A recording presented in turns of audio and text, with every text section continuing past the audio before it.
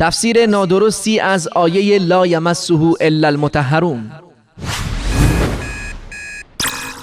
بله اتفاقا اون آیه خیلی مهمی است که از علامه میفرماید مقصود از مس لا یمسه یعنی علم هست، یعنی تفسیر. لا یمسه مس نمیکنن قرآن رو، یعنی درک نمیکنن، به معناش نمیرسن، به علمش نمیرسن، الا المطهرون.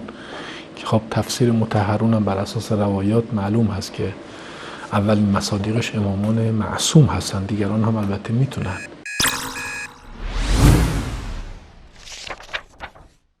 بینندگان گرامی، آخوندهای شیعه بعد از قرنها که بزرگانشان قرآن را تحریف شده می‌دانستند، اکنون آن را آشکار می‌کنند و به تحریف معنوی قرآن رو آوردند و برای یک آیه معناهای باطنی و ظاهری قائل شدند که اکثراً معنای ظاهری با معنای باطنی کاملاً متفاوت است و تفاسیری که از آیات قرآن کریم می کنند در برگیرنده برداشت‌های نادرستی است که نه با معانی و مفاهیم و مدلول لغوی همخوانی دارد و نه با سیاق و سباق قرآنی، و غلو و افراط آنها در مورد ائمه به درجه‌ای رسیده که می‌خواهند همه آیات قرآن را به ائمه ربط بدهند، چنان که این آخوند رافضی می‌گوید بدون امام معصوم قرآن را کسی نمی‌فهمد،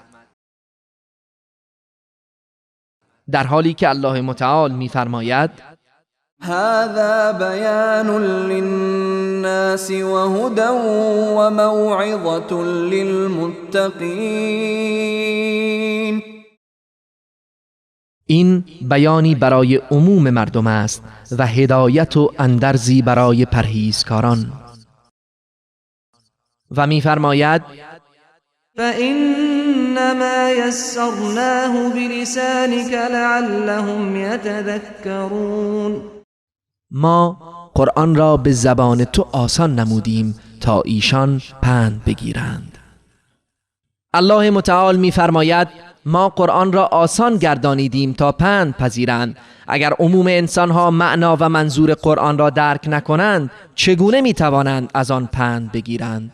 ولی شیعیان قرآن را کتاب معما می‌دانند و معتقدند که غیر از امامان کسی معنا و تفسیر آن را نمی‌داند.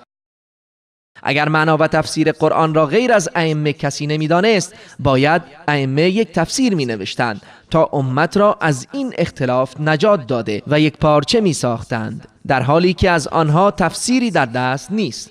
تفاسیر معتبر اهل سنت چون تفسیر قرطبی و تفسیر ابن کثیر و تفاسیر معتمد شیعه چون تفسیر التبیان فی تفسیر القرآن شیخ طوسی و تفسیر مجمع البیان طبرسی در تفسیر این آیه نوشتند که مراد از کتاب مکنون که در آیه قبلی ذکر شده لوح محفوظ و مراد از مطهرون ملائکه هستند.